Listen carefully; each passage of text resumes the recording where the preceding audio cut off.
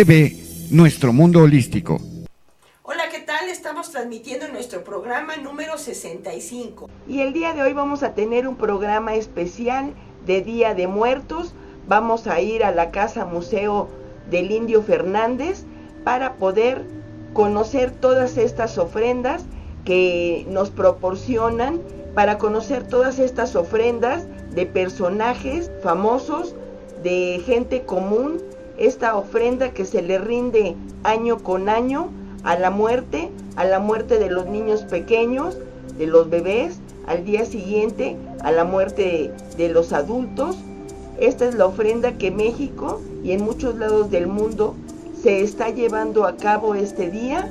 Les voy a presentar unos videos de otras personas donde han tenido esas experiencias, cosas médicas, cosas científicas, y como dicen, como creas será. Entonces, si tú crees que hay algo más allá, habrá algo. Si tú crees en Dios, Dios estará. Si crees que vas a ver a tus familiares, ahí estarán. Como creas será. Entonces, los voy a dejar viendo esto, que muchas gracias a quien nos los proporciona, porque Internet y YouTube nos proporciona estos videos para que tu programa sea más interesante, amplíes tu criterio, amplíes tu conocimiento, sepas más de estas festividades, sepas más de lo que sucede, según creemos, cuando pasamos al otro lado del umbral.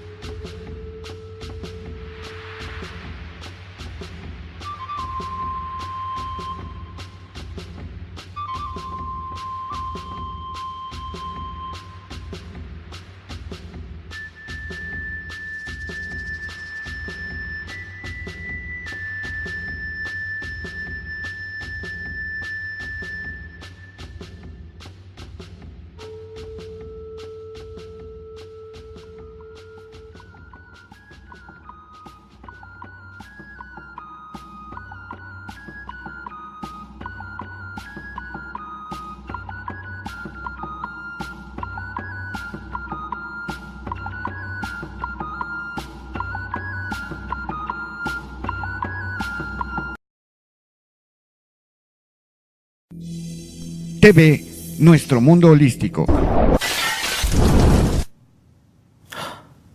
You. Look at your eyes. Look at them. Speckled.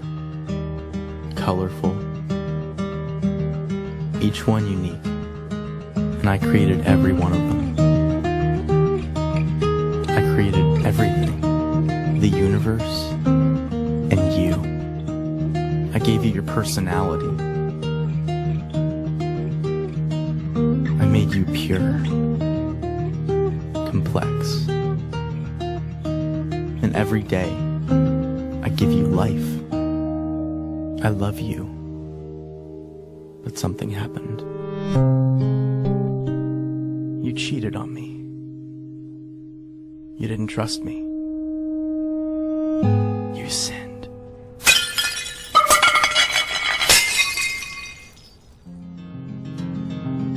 You cut yourself off from me.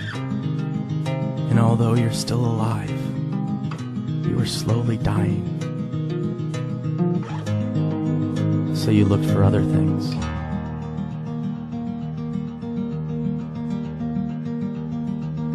To fill the void. But nothing works.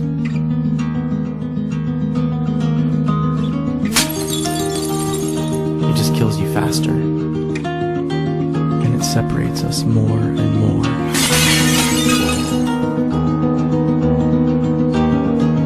What are you searching for?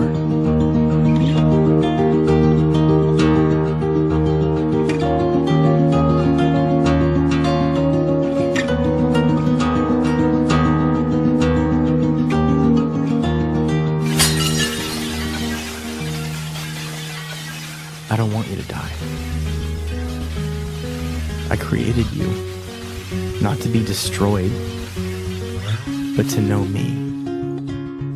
So I became one of you,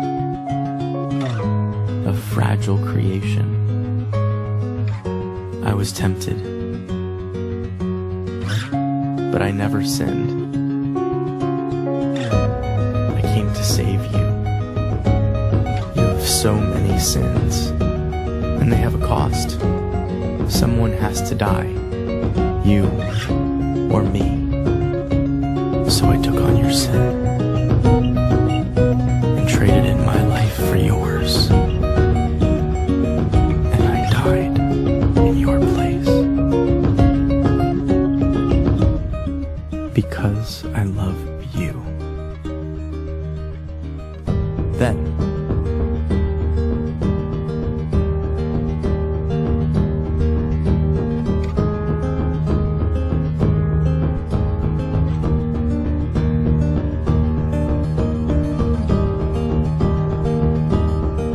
from the dead.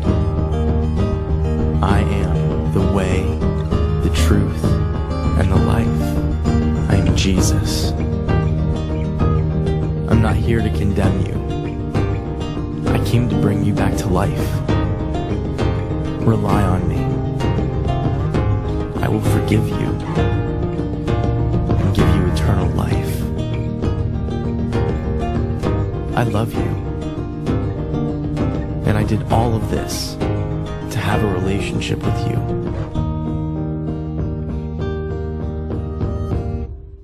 Will you follow me? TV Nuestro Mundo Holístico. Uno de los antiguos alumnos de Moody se dio cuenta de la necesidad de estudiar estos casos de una manera más objetiva. Hoy el profesor Bruce Greyson, psiquiatra, es uno de los más eminentes expertos en este campo. Cuando empezamos a estudiar estos fenómenos no había un consenso general sobre lo que eran realmente estas experiencias al filo de la muerte. Nadie había oído hablar de ellas. El público ni siquiera conocía estas experiencias y tampoco las conocían muchos científicos ni médicos. Era esencial que los investigadores supiesen que estaban estudiando lo mismo que otros investigadores de otras partes del país y de otras partes del mundo. Así que teníamos que tener un criterio consistente para decidir lo que era o no era una experiencia de este tipo. Entonces creamos la escala ECM, la escala de experiencias cercanas a la muerte, para determinar si estábamos estudiando el mismo tipo de hecho. La escala ECM estudia diferentes aspectos de la experiencia. El primero se refiere a los cambios en el proceso de pensamiento. Hay personas que afirman que su proceso de pensamiento es más rápido y claro de lo normal. Sentí que el tiempo se aceleraba. Sentí que vibraba mucho. En ese momento me di cuenta de que estaba muerto. El segundo tiene que ver con los cambios en el estado de ánimo. Algunos afirman que se sintieron repletos de paz, alegría y bienestar, en armonía con el universo. Me sentí segura, amada y confortable, como se siente un bebé en el vientre de su madre. El tercer aspecto se refiere a una fase paranormal o psíquica, en la que algunas personas dicen haber salido de su cuerpo físico. De repente salí. Salí de mi cuerpo y sentí como si alguien tirara de mí para que abandonara mi cuerpo. A veces hablan de percepción extrasensorial, de cosas que ocurren a distancia o visiones de sucesos futuros. Estuve 1000 años en el pasado y 1000 años en el futuro. Y todo era lo mismo.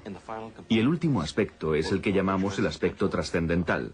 La sensación de estar en algún lugar fuera de la Tierra o en un entorno fuera de este mundo donde se pueden encontrar con parientes fallecidos o figuras religiosas. Y vi algo así como un espíritu, como si fuese la Virgen María caminando delante de mí, y dije, oh Dios mío. El trabajo del profesor Grayson fue rompedor y expuso el hecho de que las experiencias cercanas a la muerte eran más comunes de lo que nadie hubiera imaginado.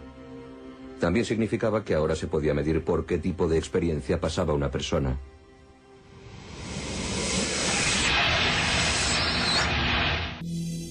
TV, nuestro mundo holístico.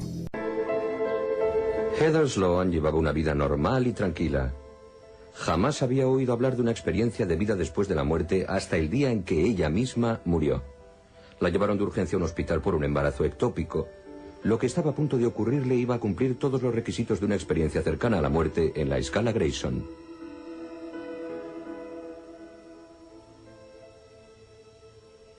Me llevaron rápidamente al quirófano y me operaron de urgencia. Realmente no recuerdo cuándo dejé la planta. Debí haberme quedado inconsciente camino del quirófano. Lo que recuerdo es que estaba de pie al lado de una cama. Como había sido enfermera, pensé que tenía que ocuparme del paciente y miré hacia la cama y me encontré con que era yo. Esa fue la primera vez que me di cuenta de que estaba fuera de mi propio cuerpo.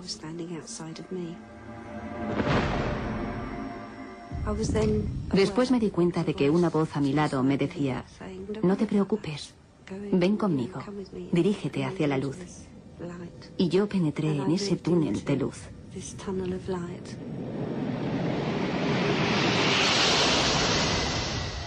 Lo que vi cuando llegué al otro lado, solo puedo describirlo como puro amor, realmente una paz pura y absoluta.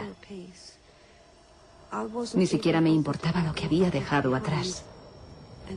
Y poco a poco supe lo que era la perfección pura. Solo puedo describirlo así. No hay otra manera de describirlo. Y en ese momento piensas, yo no debería estar aquí. Porque realmente no me consideraba merecedora de estar ante lo que era la perfección pura. Y nadie te dice que te estás muriendo. Solo vas sintiendo cosas. Y empiezas una especie de revisión de tu pasado, desde cuando eras una cría. Te acuerdas absolutamente de todo. Sientes los efectos de cualquiera de tus acciones sobre otras personas. Literalmente lo sientes todo. Y de repente me di cuenta de que volvía. Y todo se detuvo y dije, lo siento, no puedo quedarme. Me sentí muy preocupada, porque me puse a pensar en que tenía en casa un bebé de 18 meses y un marido en alta mar, y no tenía familia viviendo cerca. Me puse a pensar en quién iba a cuidar de mi niña y me sentí muy mal. Fue como si hubiera una negociación y me dijeran, de acuerdo, te dejamos volver. Y entonces experimenté un fuerte sobresalto y volví en mí. Vi a las enfermeras trabajando, revisando mis constantes vitales, supongo.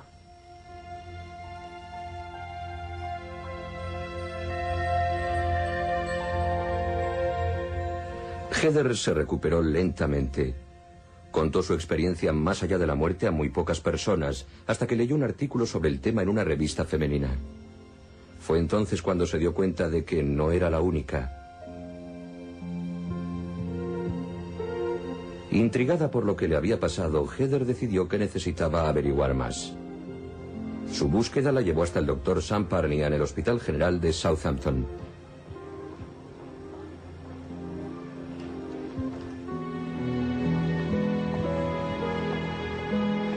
El Dr. Parnia ha estado recopilando testimonios de personas como Heather y ha iniciado una investigación clínica sobre las experiencias cercanas a la muerte en pacientes que sufren paros cardíacos. Sus investigaciones han sido diseñadas para intentar establecer su causa. Hasta el año 1997 había muy pocos datos procedentes de estudios con un objetivo científico, y una de las cosas que queríamos hacer era que el estudio de las experiencias cercanas a la muerte dejaran de ser simples debates teóricos y se convirtieran en ciencia objetiva. Así que pusimos en marcha el primer estudio sobre pacientes con paro cardíaco e investigamos cosas como la falta de oxígeno, que no se había hecho hasta entonces, los medicamentos que pudieran estar tomando, su situación psicológica personal y sus creencias religiosas. Para evitar cualquier testimonio anecdótico o subjetivo, la investigación del Dr. Parnia fue extremadamente selectiva. Solo incluyó a personas que habían sufrido paro cardíaco y habían estado clínicamente muertas. La expresión cercana a la muerte es muy amplia. Es muy difícil de definir, así que decidimos estudiar a un grupo de personas que objetiva y científicamente habían estado muertas. Según la práctica médica, la definición de muerte clínica es la de una persona sin latido cardíaco ni respiración, cuyo cerebro ha dejado de funcionar. Y si observamos lo que le ocurre a un paciente durante un paro cardíaco, cumple los primeros dos criterios según esta definición y en pocos segundos su cerebro también deja de funcionar. Y ese es el modelo más adecuado para estudiar el proceso de la muerte. Así que los pacientes que están sufriendo un paro cardíaco son perfectos para la investigación. El Dr. Peter Fenwick, neuropsiquiatra y experto en el cerebro, se unió al Dr. Parnia para intentar averiguar lo que sucede en el cerebro durante una experiencia al filo de la muerte. Si observamos las ondas del cerebro o la actividad eléctrica del cerebro, mientras se produce un paro cardíaco, se puede apreciar que la actividad eléctrica desaparece por completo al cabo de unos 8 segundos. Es decir, que no quedan pequeñas bolsas de actividad. Así que una vez que el corazón deja de latir, el cerebro deja de funcionar. Pero sabemos por la neurociencia que no se puede tener experiencias sin que el cerebro funcione. Por lo que una vez que ha dejado de funcionar el cerebro, también deja de haber cualquier experiencia. Si por alguna razón no deja de funcionar, entonces se puede decir, y es muy serio, que la mente y el cerebro no son lo mismo. Si esto es así, quiere decir que muchas teorías hasta ahora aceptadas acerca de cómo funciona el cerebro tendrían que ser cuestionadas.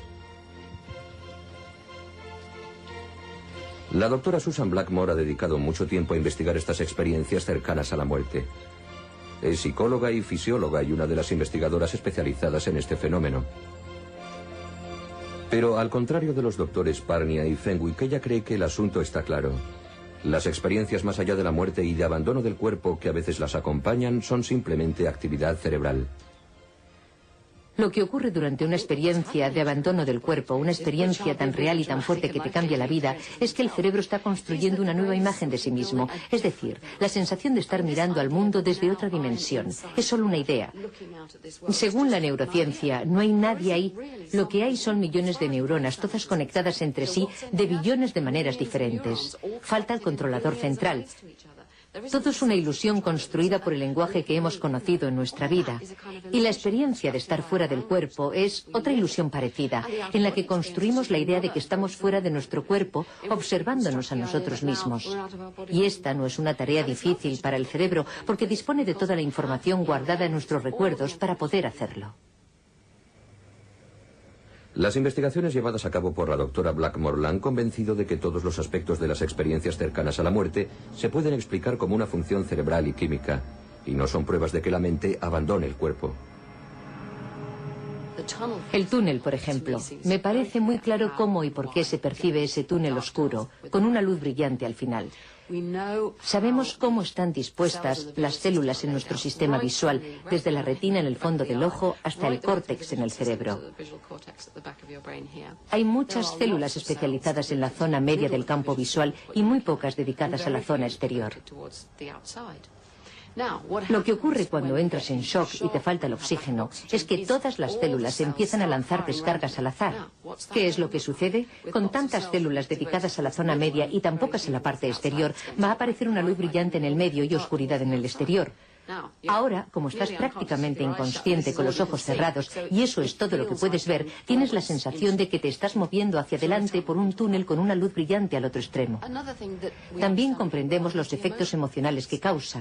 Si uno está sometido al estrés, además de estar en shock y con falta de oxígeno, se produce una inundación masiva de endorfinas, unos elementos químicos propios del cerebro parecidos a la morfina, que tienen la función de aliviar el dolor y dar la sensación de que todo está bien, como debe estar, y provocan una actitud positiva ante las cosas. Por eso, cuando ocurre eso y ves que te mueres, piensas, ¡qué bien, me estoy muriendo, qué maravilla, todo está bien! Así que toda la experiencia tiene un color positivo producido por este concreto compuesto químico.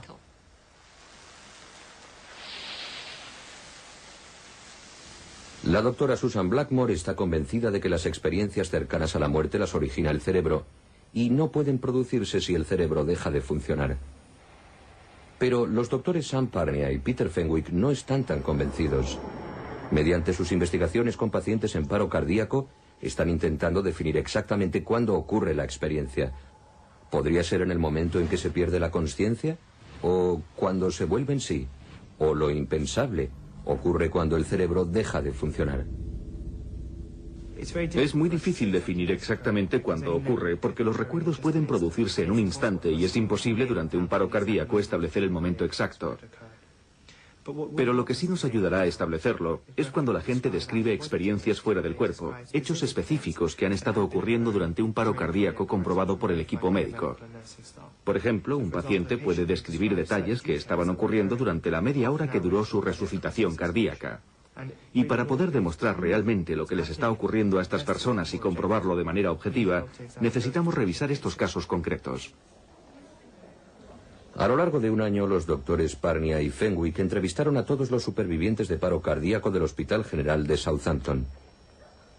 De los 63 pacientes entrevistados, solo 4 habían pasado por una experiencia cercana a la muerte en algún momento de su paro cardíaco. Era necesaria una investigación más amplia. TV, nuestro mundo holístico.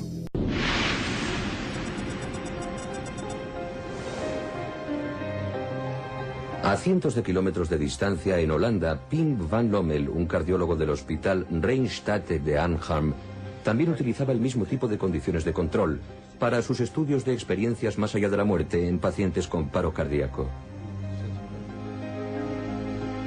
El doctor Van Lommel, junto con su equipo de investigación, entrevistó a más de 300 supervivientes de paro cardíaco 2 días después de que este ocurriera. Encontraron que 41 afirmaban haber pasado por esa experiencia. Uno de los pacientes del doctor Van Lommel era un hombre al que hallaron en el campo con un ataque al corazón.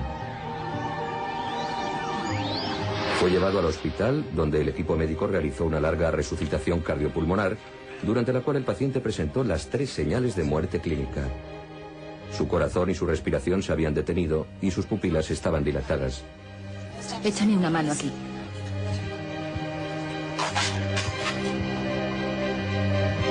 Desfibrilador.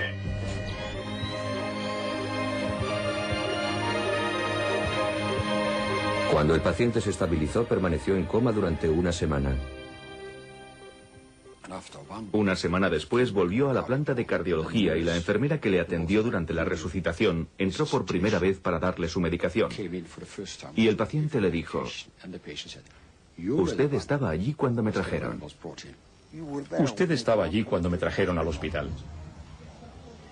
Usted me quitó la dentadura de la boca y la puso en un carrito. Allí había un montón de botellas. Había una gaveta y usted puso allí mi dentadura. Y la enfermera se quedó pasmada, porque no era posible que este paciente, que estaba en coma profundo, pudiera ver nada. Pero el paciente le dijo que podía verlo todo, que desde encima de su cuerpo podía ver lo que hacían los médicos y las enfermeras. Así que durante el periodo de coma, el paciente podía percibir todo desde fuera y por encima de su cuerpo. Este era un intrigante ejemplo de una experiencia de abandono del cuerpo y parecía demostrar la capacidad de la mente para observar algo durante un coma profundo, pero no aportaba información sobre el momento exacto en que todo esto ocurría.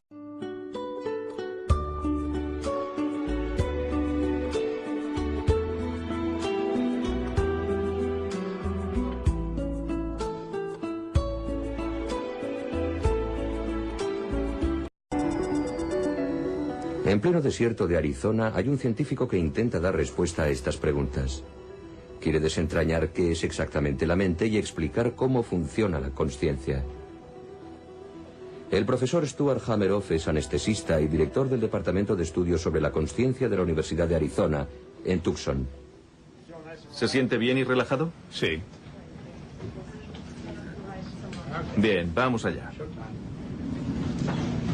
El profesor Hameroff ha estado trabajando con el físico británico Sir Roger Penrose en el desarrollo de una teoría sobre la consciencia que podría explicar cómo y cuándo ocurren las experiencias cercanas a la muerte. Cuando el paciente es anestesiado, está completamente inconsciente, no siente dolor, no tiene conocimiento ni memoria. A diferencia de lo que ocurre mientras duerme, no sueña. Si alguien le clava un cuchillo, no lo siente, así que no es lo mismo que estar durmiendo. El cerebro sigue funcionando, existe actividad eléctrica, pero es como un motor en punto muerto. El cerebro envía a los pulmones la orden de que respiren. El cerebro envía al corazón la orden de que funcione. El cerebro está haciendo un montón de cosas, pero lo que falta es la conciencia. Así que esta es una buena manera de separar la conciencia de las demás funciones del cerebro. Y por eso comprender cómo funciona la anestesia es la clave para entender la conciencia. El profesor Hameroff ha estado estudiando unas estructuras microscópicas conocidas como microtúbulos, que están en el interior de las células del cerebro. Es en ese nivel microscópico donde él considera que el cerebro da lugar a la mente. El interior de las células, incluidas las células nerviosas, está formado por una red o una trama, unas estructuras cilíndricas llamadas microtúbulos, que se unen entre sí para dar forma a la célula. También son el sistema nervioso de la célula y procesan la información interna para organizar el funcionamiento de cada célula y la interacción con otras células. Estos microtúbulos tienen un diseño tan complejo como un aparato informático. Hameroff propone que los microtúbulos son como unos diminutos ordenadores de a bordo que organizan las actividades celulares dentro del cerebro. Ha estado estudiando el comportamiento y la estructura interior del propio microtúbulo. Está convencido de que los microtúbulos funcionan como ordenadores cuánticos. El mundo cuántico, a la escala de los átomos y aún más abajo, tiene unas propiedades muy extrañas. Por ejemplo, todo puede estar interconectado a todo. Las partículas pueden estar en dos o más lugares a la vez, un proceso llamado superposición. Así que en los ordenadores cuánticos la información puede estar en dos puntos a la vez. Esta capacidad de estar en dos sitios a la vez, conocida como superposición en la geometría espaciotemporal, se considera como una propiedad fundamental y la verdadera materia de la que está hecho el universo. El nivel básico del universo es tan infinitesimalmente pequeño que es imposible ni siquiera imaginarlo. Pero si descendemos en la escala de tamaños, por ejemplo del cerebro a las células nerviosas, luego a los microtúbulos y después al interior de las subunidades de los microtúbulos hasta llegar al nivel de los átomos, y seguimos descendiendo hasta partículas aún más pequeñas que los átomos, porque los átomos son más bien espacio vacío, el espacio entre el núcleo y los electrones, y seguimos bajando. Todo parece liso, pero poco a poco llegamos a un nivel en el que hay algún tipo de irregularidad. Echándole imaginación, es como si uno está en un avión observando el océano desde 10.000 metros de altura. La superficie del océano parece estar lisa, pero sin embargo, si estás en una embarcación sobre la superficie, la ves irregular. Y las olas de la superficie del océano responden a un patrón. Al igual, cuando descendemos al nivel fundamental del universo, hay información, hay patrones, y esa información trae consigo unos precursores conscientes que dan lugar a nuestra compleja conciencia. Es aquí, en el nivel más básico del universo, en lo más recóndito del cerebro, donde los doctores Hameroff y Penrose creen que se produce la consciencia. Su teoría se basa en un campo de la ciencia bien conocido, la teoría general de la relatividad descubierta por Einstein. Einstein nos dijo que todo, materia, energía, espacio y tiempo, son diferentes aspectos y texturas del universo que funcionan en las más diminutas escalas. Es en este nivel en el que también puede existir la consciencia conectada al cerebro a través de procesos cuánticos de los microtúbulos que están dentro de las células nerviosas. Eso podría explicar cómo ocurren las experiencias cercanas a la muerte. Cuando el cerebro deja de funcionar, la conexión entre los microtúbulos, por decirlo de alguna manera, el bombeo, la actividad metabólica se detiene y la información deja de circular. No se pierde, no se destruye, porque ocurre en un nivel muy elemental, así que solo deja de circular en el universo más grande. Pero en vez de desvanecerse y dispersarse, permanece debido a un extraño fenómeno llamado acoplamiento cuántico o coherencia cuántica. Así que creo que gracias a este mecanismo es posible que la conciencia exista, al menos temporalmente, fuera del cuerpo. Por ejemplo, la sensación de flotar en el techo, flotar por encima del cuerpo y observar la resucitación. Bueno, ¿qué tal se encuentra? Abra la boca. Está en reanimación, ya acabó la intervención. Es posible que la teoría del profesor Stuart Hameroff nos haya permitido echar una ojeada a lo que puede significar la vida después de la muerte. Penetrar en un mundo que aún no tenemos la capacidad tecnológica ni científica de comprender completamente. Pero hay una cosa clara y comprobada. Las experiencias cercanas a la muerte tienen un gran efecto en las personas que las sufren, porque para ellas la vida continúa después de la muerte. La gran mayoría de las personas que tienen una experiencia al filo de la muerte cambia profundamente, incluso décadas después de la experiencia. Es normal que se vuelvan menos materialistas, menos competitivas, menos preocupadas por el poder personal, por el prestigio o la fama. Son mucho más altruistas, están más interesadas en la gente y en el aspecto espiritual de la vida. Y tenemos muchos ejemplos de personas que cambian su actividad o sus relaciones de pareja como resultado de su experiencia cercana a la muerte.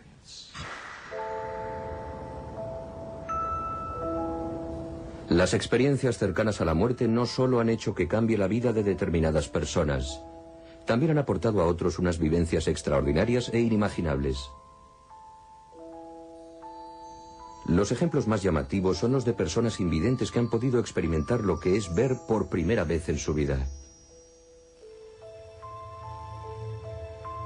Vicky Noratuk es ciega de nacimiento. Jamás he podido ver nada, ni luz, ni sombras, nada de nada. Muchas personas me preguntan si veo todo negro. Yo no veo nada de nada. Y en mis sueños tampoco veo ninguna impresión visual. Solo sabor, tacto y sonido. Pero no tengo ninguna impresión visual. Cuando Vicky tenía unos 22 años sufrió un grave accidente de coche. Lo siguiente que recuerdo es estar en el centro médico de Harbor View, observando desde lo alto todo lo que estaba sucediendo. Y estaba aterrorizada, porque no estaba acostumbrada a visualizar las cosas, porque nunca lo había hecho. Y al principio me daba mucho miedo. Y de repente reconocí mi anillo de casada y mi pelo. Y me preguntaba si eso era mi cuerpo y si estaba muerta o qué. No conseguimos reanimarla. Prepara el desfibrilador. No dejaban de decir que no me podían reanimar y trabajaban sin parar en lo que se supone era mi cuerpo. Sentía que yo estaba separada de mi cuerpo, pero no me importaba. Me puse a pensar, ¿de qué se están preocupando tanto? Y después pensé, no estoy ahí, no puedo hacer que me escuchen.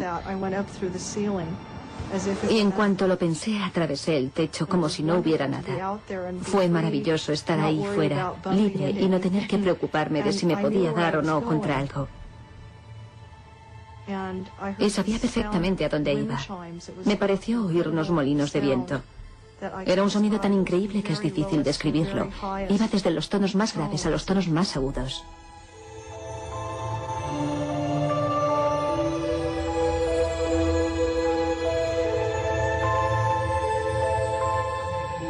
Al acercarme más y más a la zona, vi árboles, pájaros y a algunas personas. Pero todos estaban hechos de luz y podía verlos. Era increíble. Era realmente precioso. Y me sentí sobrecogida por aquella experiencia porque jamás me pude imaginar lo que era la luz.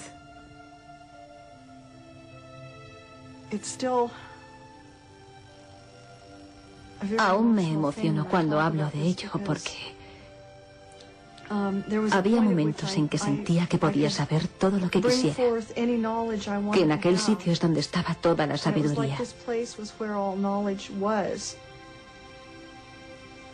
Y de pronto fui enviada de vuelta para volver a entrar en mi cuerpo. Sentí unos dolores horribles y el cuerpo muy pesado. Recuerdo que me sentí muy enferma.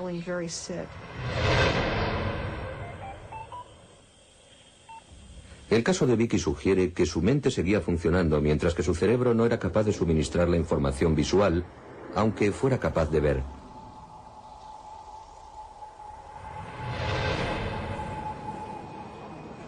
Al haber científicos que cuestionan la idea de que las experiencias cercanas a la muerte quizás ocurran cuando el cerebro deja de funcionar, los estudios hechos por los doctores Pim van Lommel, Sam Parnia y Peter Fenwick serán de gran trascendencia para la neurociencia.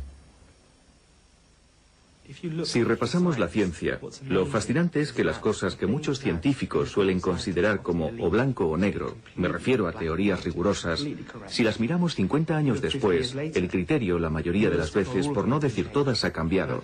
Y con este tema pienso que también en el futuro comprenderemos que la mente puede tener una entidad científica por sí sola, que puede seguir funcionando aunque lleguemos al final de nuestra vida y que nuestro cerebro deje de funcionar. Eso sin duda será de una gran trascendencia para toda la humanidad. Revolucionaría todo nuestro pensamiento científico y abriría un nuevo campo aún no descubierto para la ciencia.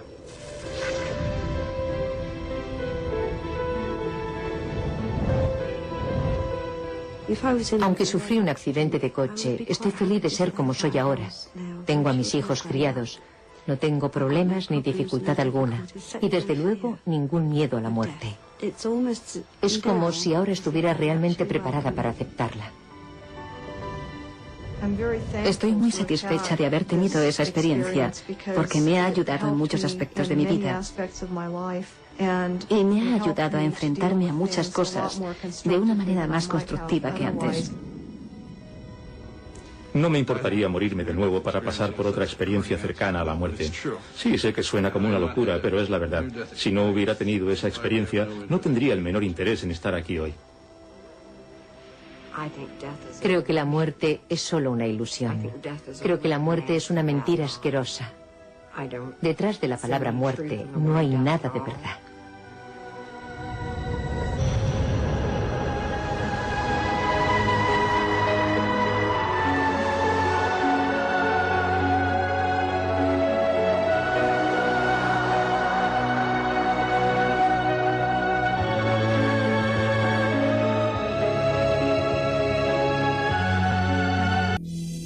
TV, Nuestro Mundo Holístico.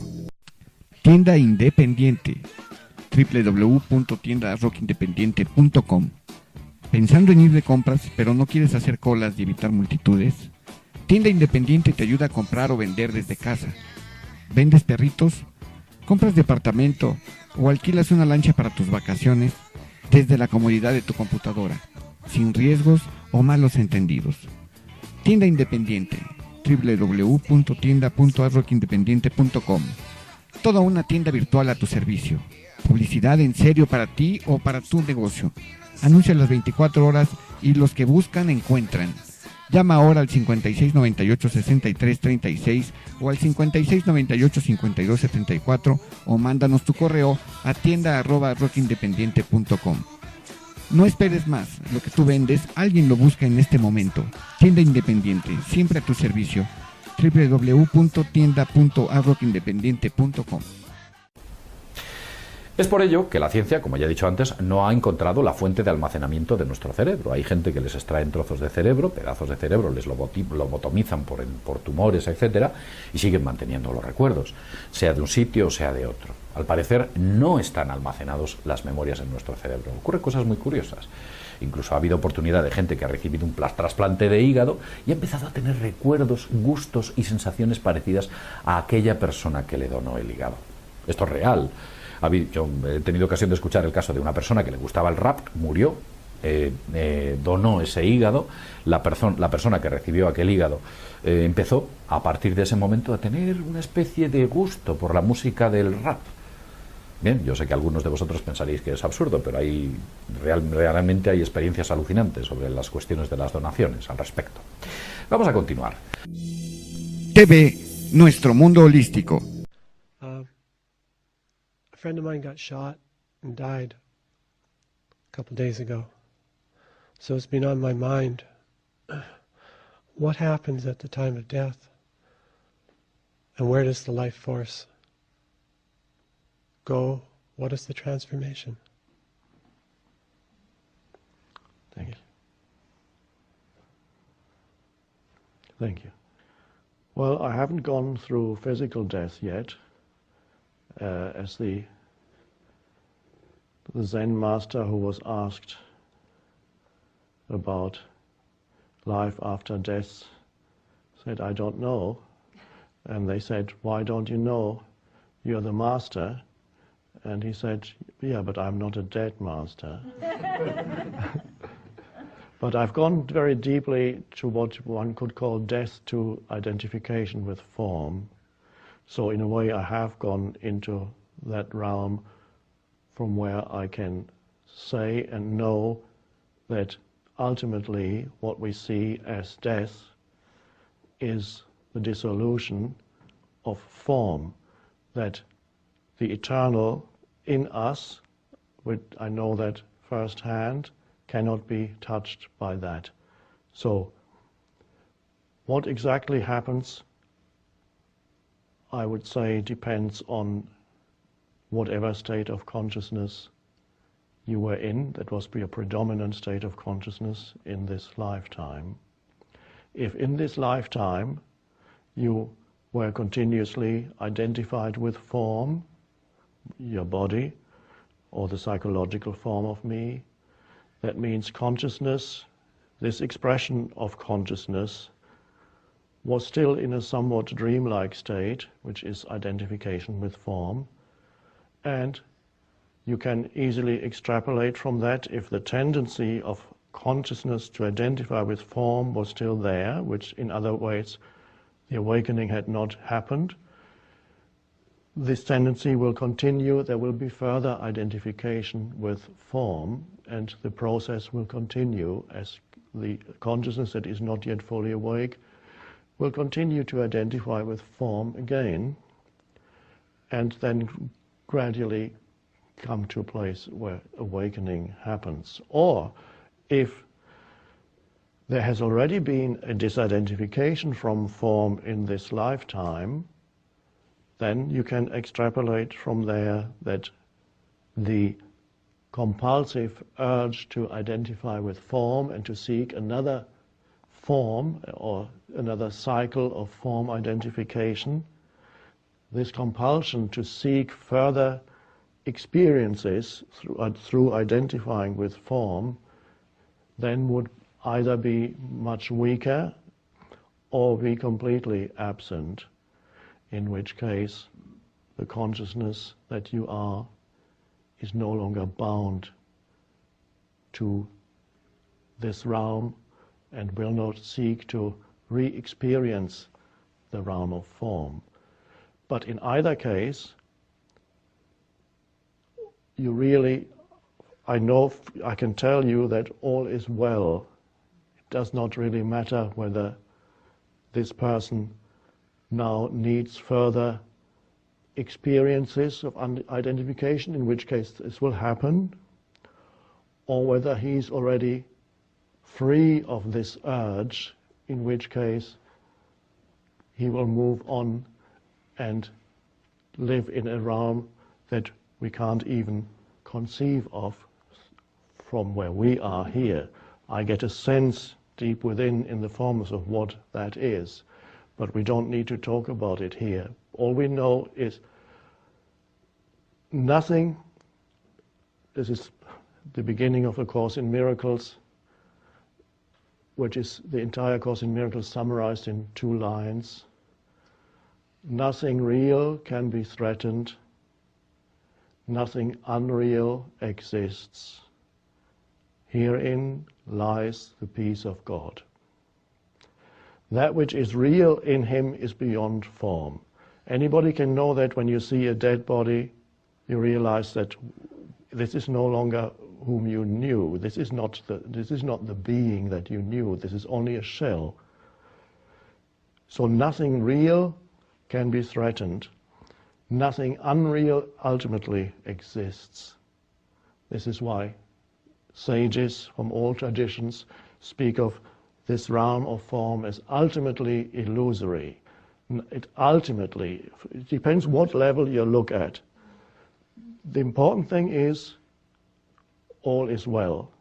Beyond the appearance on the level of form, which is the only level where death exists, it is a transition from one form into another form or from one form into formlessness. That is what death is, no more than that. Nothing real dies. Nothing real dies. Which is to say, ultimately, there is no such thing as death. There only seems to be. It's a transmutation of form. Either form dissolves or seeks some other form, some other identification with form. That, for you, of course, to go into stillness in the face of death, to go into stillness is important, to become still within yourself, especially when you are sitting with somebody who is going through the death process, or you are confronted with somebody who has just died next to you, whatever.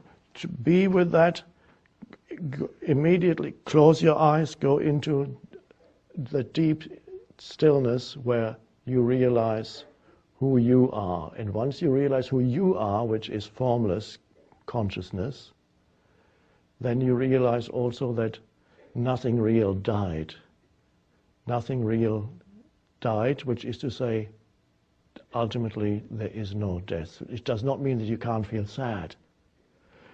You can allow yourself to feel tears and to feel sad, and at the same time realize that nothing real died. That happened to me when my parents died 2 years ago within the space of 6 months, both of them.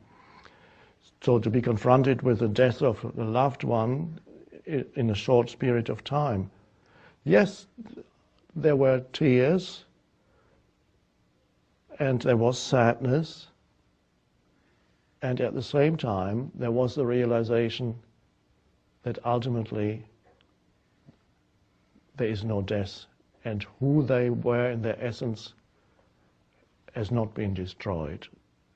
Just as I know that I in my essence cannot be destroyed. And so that comes from that. It comes from self-realization or self-knowledge, the realization that the other also is beyond death.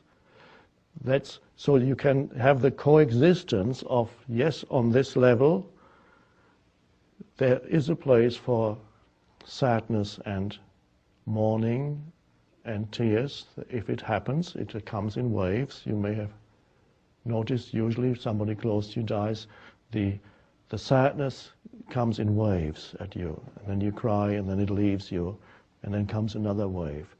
And even when the wave comes, there can be an undercurrent of peace.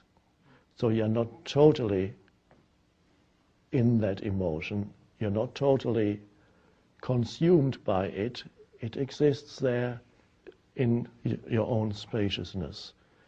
And the spaciousness underneath the emotion is the peace.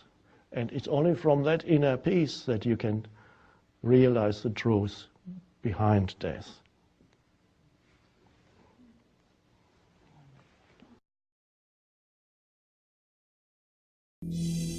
TV, nuestro mundo holístico.